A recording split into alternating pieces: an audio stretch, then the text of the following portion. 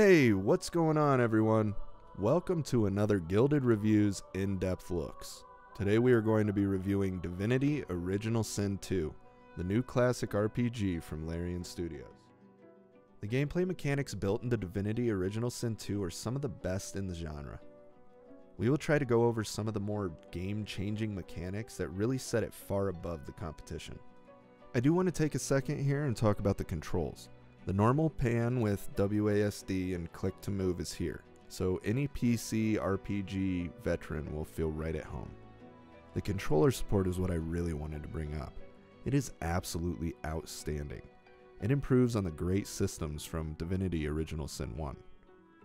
Ever since I tested it out, I made the full-time switch. I think there has only been like one time where I couldn't get something because it was a weird angle next to a staircase. But even then I'm sure I could have gotten around it. Everything else is just easier, from running around the map to picking your skills to even selecting enemies with the right and left bumper. It's outstanding, and I suggest if you have the game, try it out. It's definitely worth it. I also want to recommend playing the Undead Race or Feign more specifically, especially if you've played these kind of games before. There are a couple elements that make them a little harder, but overall, he's a lot of fun. Your people are rather prone to death. Mine are not. The world of Rivellon is massive.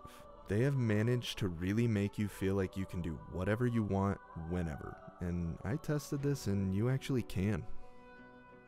Going through and killing everyone may not be the best choice, but it is an option and can oftentimes lead to a lot of experience and extra gold. The combat is amazing. It really is one of the main highlights of the game. It is turn-based, and every battle can be a grueling fight of constant ups and downs. Everything from the moves you use to the positions you take is tactical.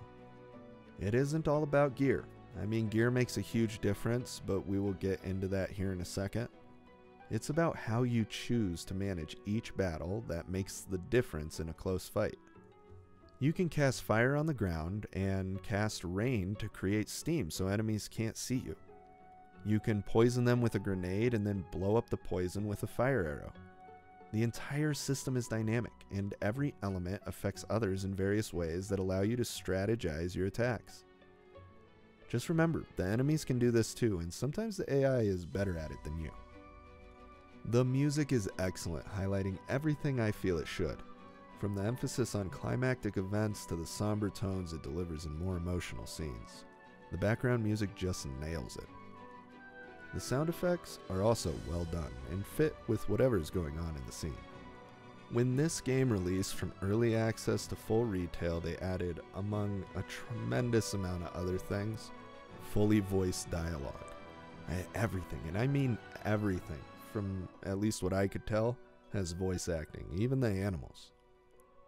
For the most part, it's really well done, even though you can tell that a lot of the NPCs have the same voice, which I personally find okay in a game this scale.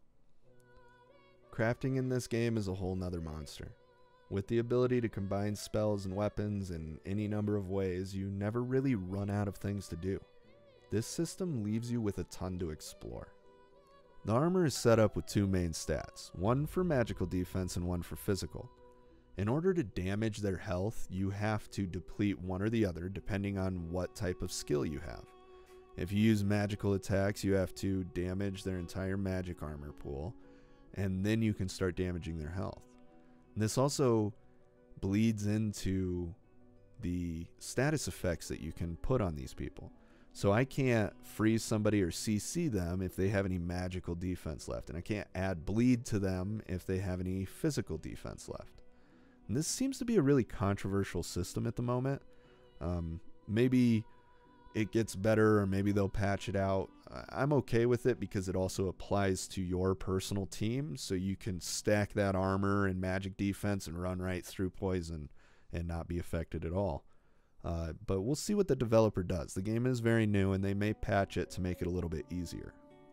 The game also already has mod support and a growing community of modders putting out some pretty cool stuff already. I can't wait to see what they come up with next. The skills and leveling system is another huge area that deserves a lot of attention. You can do so much here, and there is a massive amount of skills to choose from. As you level and progress, you will unlock even more sold from various vendors throughout the world. You can even craft new skills using skill books that you purchase or find. This is definitely a system worth exploring. I have found some pretty cool skills crafting random tombs together. Missions and quests are mostly all optional, and how you go about doing what you need for the main mission is usually up to your discretion. Just getting out of the Fort Joy area has something like over 5 different ways to complete. Just be ready to look stuff up. This game is hard. Thinking of everything often is not doable within any normal amount of time. Looking things up online can alleviate a lot of stress you build up during the game. Larian Studios' combination of dynamic combat and epic storytelling has solidified them a spot among the classic RPG greats. Every system in this game has been thoroughly vetted and works well together. From choosing to leave the rest of the Godwoken at the first camp, to fighting your way through the front gate instead of sneaking out of Fort Joy, this game is yours to play however you choose. Some of the major pros of this game is that it has an extremely long and engaging story. It has a dynamic combat system that is always surprising and fun to explore.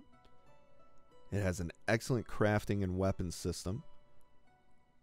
And it also has an always changing world that you directly alter the way you see fit. Let's not forget about the excellent controller support and the multiplayer features, including split screen, that are going to be a blast to explore. On the con side of things, the inventory management system is a little dated, and the game just seems unbalanced. It is very hard, sometimes way too hard for normal difficulty settings. The game does get easier if you spend a lot of time crafting and honing your skills, but it does suffer from a slow start with not many enemies to grind levels on. Taking everything into account, it is easy to see why Larian Studios has such a dedicated fan base. They have managed to bring back a genre that has all but been forgotten, and they have done so in a way that makes me and many others hopeful for the future of classic RPGs. Overall, I would give Divinity Original Sin 2 an 8.5 out of 10. Hey everyone, at the end of this review, I just kind of wanted to talk and go over a couple things that I didn't get a chance to talk about in the review and why. First off, the story is huge. A lot of stereotypical archetypes have unique changes to them that really make the story interesting. I just ran out of time. I had this review up to like 18 minutes and had to cut a lot of it. Secondly, I didn't get a chance to cover the multiplayer. It does have split screen, LAN, and online available. I'm sure it's a blast. They also have a Dungeon Master mode that allows you to create your own dungeon and play with your friends. If people want to see an in-depth look at the multiplayer, I will go ahead and make a video on that. If not, then hopefully I can just find someone to enjoy it with. The art and animations is also something I really don't want to forget to talk about. They're fantastic, and they work really well with the genre. In fact, I haven't seen many that even compare. Thanks for watching, everyone.